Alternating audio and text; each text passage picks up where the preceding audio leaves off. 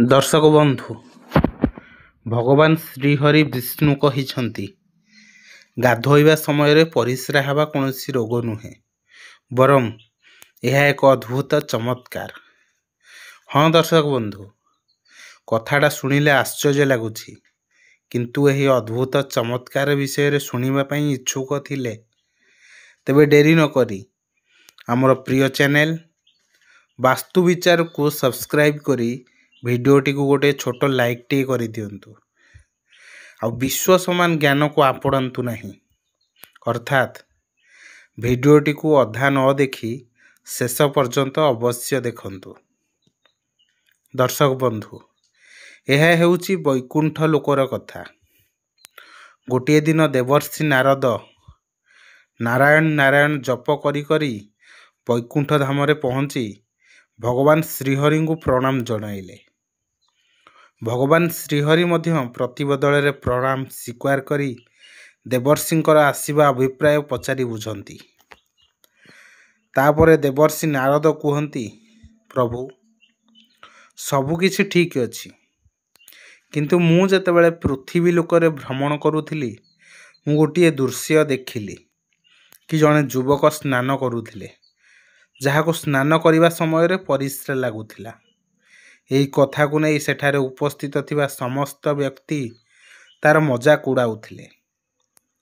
तेणु हे प्रभु सही दृश्य देखि मो मनरे गोटे प्रश्न उंकी मारिछि कि स्नान करिबा समय रे परिश्रा काहींकी लागे, एहार रहस्य कौन ना यह कौनसी भयंकर रोग को आमंत्रण करिथाए। आगकू देवर्षि नारद कहिले हे प्रभु आपण ही प्रश्नर उत्तर देई मो मनर थिबा जिज्ञासा को शांत करिवार कृपा करंतु। तापरे भगवान विष्णु कहिले हे देवर्षि तुमे समग्र मानव जातिर कल्याण पई उचित प्रश्न पचारिछ।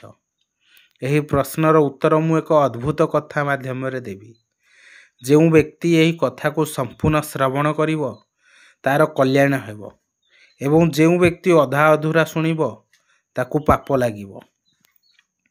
तापरे देवर्षि नारद कहिले हे प्रभु मु यही कथा को संपूर्ण ध्यानर सहित शुणिबी और तीन लोकर यही कथा को प्रचार और प्रसार मध्य करिबी। तेणु आपण ही जगत कल्याण कथा शुणाइबा आरंभ करंतु। तापरे भगवान विष्णु कहिले हे देवर्षि तुमे केबे अनुमान करिछ जेमिति ही लोक माने स्नान करिबा पई जांती सेतेबेले काहींकी परिश्रार चाप बढ़ी जाई थाए एवं एमिति भी हुए जेमिति एते पर्यंत किछि भी नथिला किंतु शरीर रे पानी पड़ू पड़ू परिश्रार इच्छा जाग्रत हुए। कौन यह केवल गोटे संजोग ना यह पछरे किछि गुड़ रहस्य लुचि रही। आगको भगवान विष्णु कहिले हे देवर्षि नारद लोकमानंकर जीवन रे किछि ना किछि घटना एमिति घटी न थाए।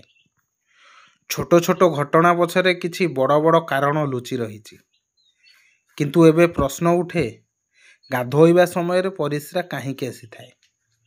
कौन यह शरीर कौनसी प्रकार दुर्बलता अटे, कौन यह कौनसी रोगर संकेत ना यह मस्तिष्क और शरीर मध्य गभीर संपर्क आड़कू इशारा करि थाए। बास बुझी जातु जदि यह शरीर सामान्य कार्य तेबे जे कहीं भी एते गभीरता को अनुभव करि पारंते। भगवान कहती स्नान केवल सफा सुतरार मामला नुहे बरं स्नान एक एमिति प्रक्रिया जो शरीर मस्तिष्क एवं मनुष्यर पूरा चेतना जोड़ी होई रही।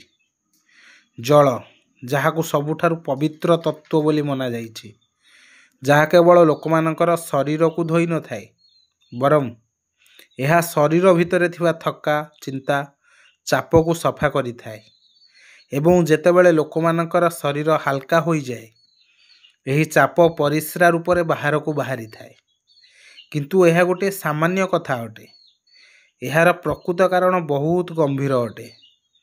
कहीं ना लोकमानंकर शरीर रे समस्त प्रकारर अनुभव मनरे होई थाए एवं मनर सबु अनुभूति शरीर रो ओह्लाई थाए। किंतु जेतेबेले लोक स्नान करती यह केवल एक जैविक प्रक्रिया नुहे ବରଂ ଲୋକମାନଙ୍କର ଶରୀର ଓ ମନ ମଧ୍ୟରେ ଏକ ବାର୍ତ୍ତାଳାପ ଅଟେ। ଭଗବାନ ବିଷ୍ଣୁ କହନ୍ତି, ହେ ଦେବର୍ଷି, ଏବେ ବୁଝନ୍ତୁ, ଯେତେବେଳେ ଜଳ ମନୁଷ୍ୟଙ୍କର ଶରୀରକୁ ଛୁଇଁଥାଏ ତେବେ କ'ଣ ହୋଇଥାଏ? ଏହା ମନୁଷ୍ୟଙ୍କର ତ୍ୱଚା ଏବଂ ଲୋମ କ୍ଷେତ୍ରରେ ହଲଚଲ କରିଦେଇଥାଏ। ତନ୍ତ୍ର ସକ୍ରିୟ ହୋଇଯାଇଥାଏ। ଥଣ୍ଡା କିମ୍ବା ଗରମ ପାଣି ମନୁଷ୍ୟକୁ କହିଥାଏ କି ଶରୀରରୁ କିଛି ନିଷ୍କାସନ ହେବାର ଆବଶ୍ୟକତା ଅଛି। ଏହା ପ୍ରଥମ ପରିସ୍ରା କରିବା ପ୍ରକ୍ରିୟା ପରିସ୍ରା କରିବା ଅଟେ। ଯଦି ଏହା କେବଳ ମୂତ୍ରାଶୟର ପ୍ରକ୍ରିୟା, ତେବେ ସ୍ନାନ କରିବା ପୂର୍ବରୁ କାହିଁକି ହୋଇନଥାଏ ଏବଂ ପାଣି ପଡ଼ିବା ଦ୍ୱାରା କାହିଁକି ଅଚାନକ ହୋଇଥାଏ? ଯେତେବେଳେ ମନୁଷ୍ୟ ସ୍ନାନ କରିବା ଆରମ୍ଭ କରିଦିଏ, ଠିକ୍ ସେତେବେଳେ ଶରୀର ଆମର ସ୍ଥିତି ଆଡ଼କୁ ଚାଲିଯାଏ ଏବଂ ଯେତେବେଳେ ଶରୀର ଆରାମ କରିଥାଏ, ଏହା ସିଧାସଳଖ ପରିସ୍ରା ଉପରେ ଚାପ ପକାଇଥାଏ। ଏହା କେତେବେଳେ ଗଭୀର ନିଶ୍ୱାସ ଦ୍ୱାରା ଏବଂ କେତେବେଳେ ଥକାପଣ ଦ୍ୱାରା ଅନୁଭବ ହୋଇଥାଏ। ମନୁଷ୍ୟ ସେତେବେଳେ ପର୍ଯ୍ୟନ୍ତ ଚାପ ରହିଥାଏ ଯେତେବେଳେ ଯାଏଁ ସେ ନିଜକୁ ଛାଡ଼ିବା ଶିଖିନଥାଏ। ସ୍ନାନ କରିବା, ପାଣିରେ ବୁଡ଼ିବା, ଏହିସବୁ କାମ ଏଇଥିପାଇଁ ଭଲ ଲାଗିଥାଏ କାହିଁକି ନା ଲୋକମାନେ ଭିତରର ବୋଝକୁ ହଟାଇ ଦେଇଥାନ୍ତି। ଯେତେବେଳେ ଗରମ ଦିନେ ଆସେ, ଲୋକମାନେ ଥଣ୍ଡା ପାଣିରେ ସ୍ନାନ କରିବା ପାଇଁ ବସନ୍ତି। ସେତେବେଳେ ପାଣିର ପ୍ରଥମ ଛିଟା ପୁରା ଶରୀରକୁ ଝଟକା ଦେଇଥାଏ। ସେହି ଝଟକାରେ ପୁରା ଶରୀର କିଛି ସମୟ ପାଇଁ ନିୟନ୍ତ୍ରଣ ହରାଇ ବସିଥାଏ।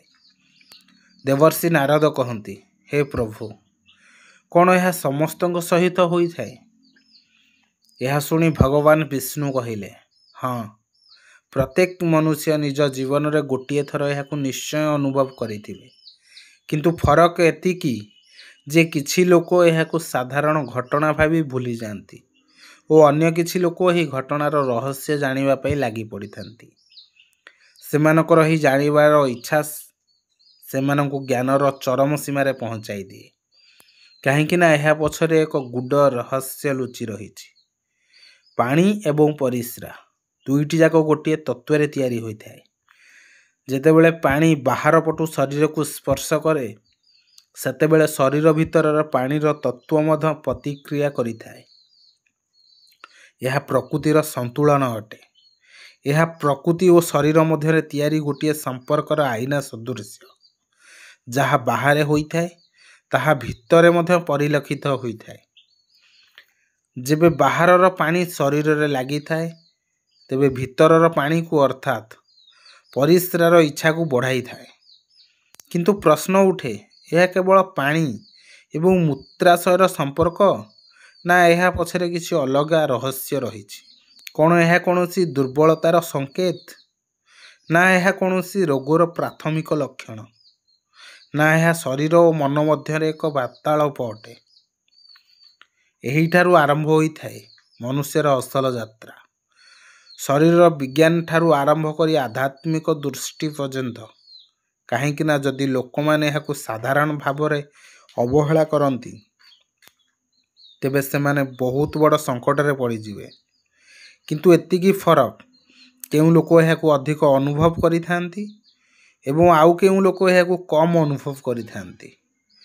ମନୋବିଜ୍ଞାନିକ ମତ ଅନୁସାରେ ମନୁଷ୍ୟର ମନ ଏବଂ ଶରୀର ଗଭୀରତାରେ ଯୋଡ଼ି ହୋଇ ରହିଛି।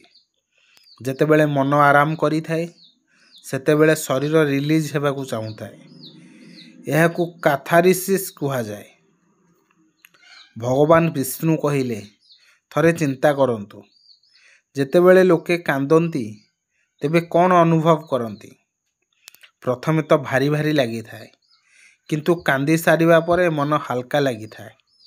ଠିକ୍ ଏହିପରି ପରିସ୍ରା ହୋଇଥାଏ। ଏହା ଏକ ପ୍ରକାରର ସଫାସୁତରା। ମନୁଷ୍ୟ ଲଗାତାର ଚାପ ତଳେ ରହିଥାଏ, ଯେମିତିକି ଚିନ୍ତା, ଇଚ୍ଛା, ଡର, ରାଗ ଏସବୁ ଶରୀର ଭିତରେ ଜମାଟ ବାନ୍ଧି ରହିଥାଏ। ଯେତେବେଳେ ମନୁଷ୍ୟ ସ୍ନାନ କରିଥାଏ, ସେତେବେଳେ ଜଳ କେବଳ ମନୁଷ୍ୟଙ୍କର ଶରୀରକୁ ଧୋଇ ନଥାଏ, ବରଂ ଏହା ମନୁଷ୍ୟ ଭିତରର ଚାପକୁ ମଧ୍ୟ ତରଳାଇ ଦିଏ।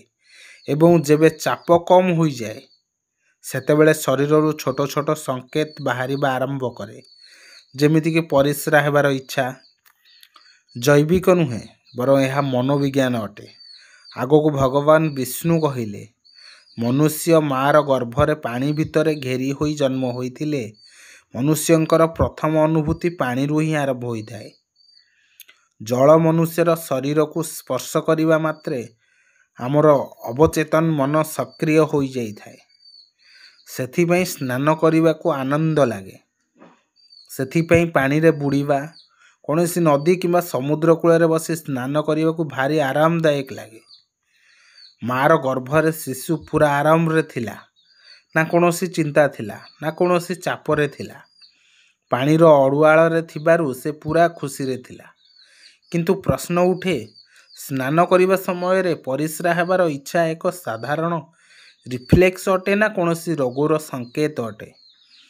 ବିଜ୍ଞାନ କହିଥାଏ, ଯଦି ଏହା ବହୁତ ଥର ହୋଇଥାଏ ଏବଂ ଏହାକୁ ନିୟନ୍ତ୍ରଣ କରିବା ସମ୍ଭବ ହୋଇନଥାଏ, ତେବେ ଏହା କୌଣସି ମେଡ଼ିକାଲ କଣ୍ଡିସନ ରହେ ସଂକେତ ହୋଇଥାଏ। କିନ୍ତୁ ଯଦି ଏହା କେବେ କେବେ ହୋଇଥାଏ, ତେବେ ଏହା ସାଧାରଣ ବା ନ୍ୟାଚୁରାଲ ଅଟେ। କିନ୍ତୁ ପ୍ରକୃତ ପ୍ରଶ୍ନ ଉଠେ, ଆପଣ କ'ଣ ଏହାକୁ କେବଳ ସାଧାରଣ ଭାବେ ଅଣଦେଖା କରୁଛନ୍ତି? ସମସ୍ତ ପ୍ରକାରର ଘଟଣା ଜୈବିକ ହୋଇନଥାଏ, କିନ୍ତୁ କିଛି କିଛି ଆଧ୍ୟାତ୍ମିକ ମଧ୍ୟ ହୋଇଥାଏ। ପରିସ୍ରା, ହସ, ଲୁହ ଏହି ସବୁ କାର୍ଯ୍ୟକଳାପ ଛୋଟ ଛୋଟ ହେଇଥିଲେ ମଧ୍ୟ ଏହା ପଛରେ କିଛି ବଡ଼ ରହସ୍ୟ ବା କାରଣ ଲୁଚି ରହିଛି। ଏହିଭଳି ଭାବରେ ଭଗବାନ ବିଷ୍ଣୁ ଦେବର୍ଷି ନାରଦଙ୍କୁ ଏହି ସମସ୍ୟାର ରାସ୍ତାକୁ ବୁଝାଇଦେଲେ, ଯାହାଦ୍ୱାରା ସମଗ୍ର ମାନବ ଜାତିର କଲ୍ୟାଣ ହୋଇପାରିବ। ଦର୍ଶକ ବନ୍ଧୁ, ଭିଡ଼ିଓଟି ଅତ୍ୟନ୍ତ ରୋଚକପୂର୍ଣ୍ଣ ଓ ଜ୍ଞାନବର୍ଦ୍ଧକ ଥିଲା। ତେଣୁ ଭିଡ଼ିଓଟିକୁ ଏହିଠାରେ ଶେଷ କରୁଛି। ଯଦି ଆପଣ ସମସ୍ତଙ୍କୁ ଏହି ଭିଡ଼ିଓଟି ଭଲ ଲାଗିଛି, ତେବେ ଦୟାକରି ମୋ ଚ୍ୟାନେଲ ବାସ୍ତୁ ବିଚାରକୁ ସବସ୍କ୍ରାଇବ୍ କରି ଭିଡ଼ିଓଟିକୁ ଗୋଟିଏ ଛୋଟ ଲାଇକ୍ କରିଦିଅନ୍ତୁ। ଧନ୍ୟବାଦ।